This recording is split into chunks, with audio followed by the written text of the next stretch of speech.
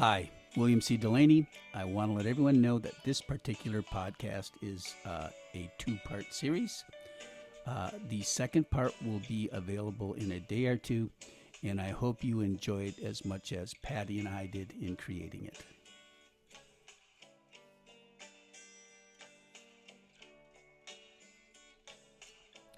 Hello, it's William C. Delaney, and this is my novel experience where history is more than just words on pages and dusty parchment in antique books and libraries. I'm really excited today because I have a very special guest. She's my better half, my most discerning critic, my biggest cheerleader, and my wife, Patti. So, how are you today, baby? I'm wonderful. It's great to be here and doing another project with you. Well, good. This is something we've wanted to do for a while. So what we're going to be discussing today is what's it been like for Patti, and I suppose for me, as we're on this journey of writing novels for the Viscount trilogy. So what I thought is we're going to give Patti the opportunity to ask some questions, and I'll probably ask her a question or two, but give you all a flavor of what it's like to be the spouse of an inspiring or aspiring author. It's made life interesting. Okay, so why don't you just go ahead and question away, baby. So I think one of the things readers might want to know is how do you get in the mindset to write the stories? Does it just pop into your head? You're inspired, or do you sit down and say, I need to get X amount of pages done today? How do you go about doing it? Wow. Yeah, I mean, I think a quota is a very important thing. And when you're involved in writing, I guess once you get there and start writing, I like to get a certain amount done. And it's not always the same every day. So a quota is important. But the inspiration for it comes just, I think, a lot of life history, people I've known, but maybe even more important, it's the history that I've read and the places I've gone. So that's kind of where my inspiration comes from, I suppose.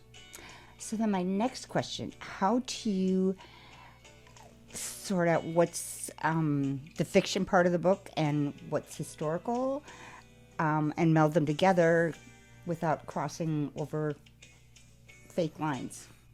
Yeah, I really think it's important to stay true to history, so that's most important. So I research the history a lot, but the characters are important as well. So and they're popping into my mind almost all the time, and many times it's where the story actually leads as to what characters will be there and how they mature and come about. Generally, I've always had 3 or 4 main characters in my mind, and then doing the research, I meld them into the setting. And that's the fun part about that, is problem solving. With an engineering background, that's where the problem solving is really fun, because it takes work to meld the actual history with the person, to meld an historical event into something that's exciting that you want to write into a historical fiction novel. So I will interject there. The amount of research Bill does on his books is mind-boggling, amazing. One of the scenes takes place in Paris, and we had the opportunity to go there, and he pretty much walked out step by step to make sure that what he had written in his book was going to be accurate to the whole scene. And I'm not kidding. So don't go on vacation with him, because that's what will happen. Yeah, that one, the exciting part about that is prior to going, and this particular scene takes place in the Place de la Revolution, or the Place de Concorde in today's vernacular, close to the Palace of Toulouse. And it has to do with a long-range assassination. So I placed my characters on the top of the dome in the cupola. And it's a long-range shot, so they basically, from the top of the cupola, have to see down into the place where the Revolution, where the guillotine was actually placed, and make sure that they had a line of sight and would be able to scope a target. So I did all the pre-calcs.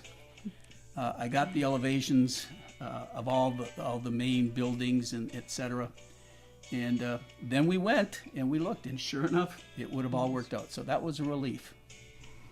Like I said, he never ceases to amaze me or surprise me.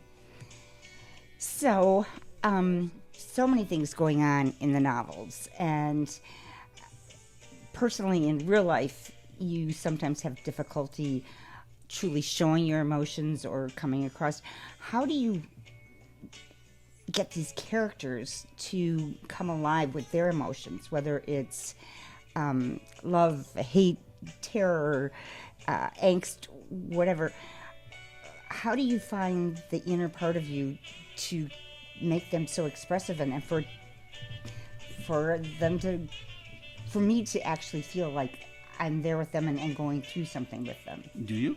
Yes, I do. Okay, good. Well, yeah. For better or for worse. When it's terror, I'm not real happy about it, but I do feel it. Yeah. Well, you're right. I am kind of a stoic, I guess. I have never been one to show my emotion. I wasn't raised to do that. But so writing, I mean, every person has emotion, and it's there. You just have to, I shouldn't say verbalize it, but you have to be able to put that down on paper. And obviously, the nice thing about having a better half, a partner, is that, you've been a part of writing some of those scenes, whether we're fencing together. She actually fences with me if I need a fight scene. Or if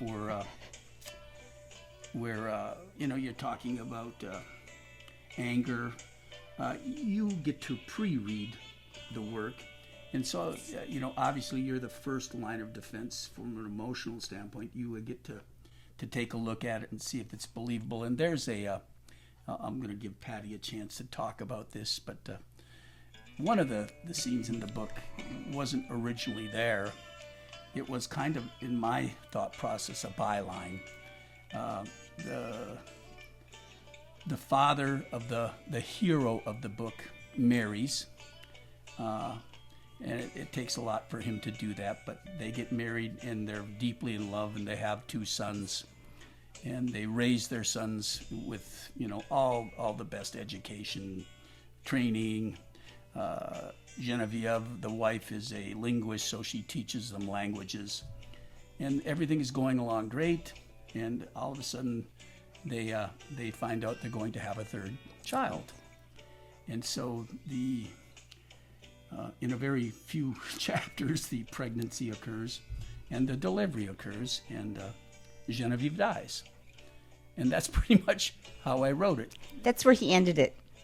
Well, it was a subplot. It was a byline. It wasn't meant to be a big thing. So when Patti pre-read the chapter, she gasped and said, "Bill, you can't do that. That's important. This is a real amazing emotional scene, and you're going to say she dies?" And it truly was, because it impacted not only the husband's life immensely, but the 2 sons, to lose their mother and their baby sister. And all of them were traumatized. So it is a big part of the story because of where it leads the other characters. And I was totally impressed and couldn't believe how he turned that scene into something incredible that I think female and male readers really, really, again, felt the emotion. It was, I don't know where that came from him, because it wasn't there before. Well, it was very clear in my mind.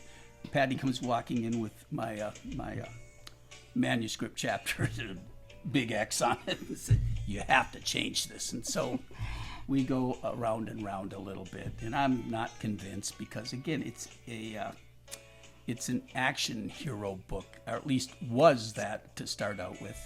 And it changed, it matured. The journey was such that the book turned out differently than even I anticipated, better than I even anticipated. But she X's it out, and so we're kind of going back and forth. And yeah, ultimately, this old farty stoic came across with a good scene. And like Patti said, it turned out amazingly well. It's just one of the numerous things that Patti's been involved with that have added a lot to the book.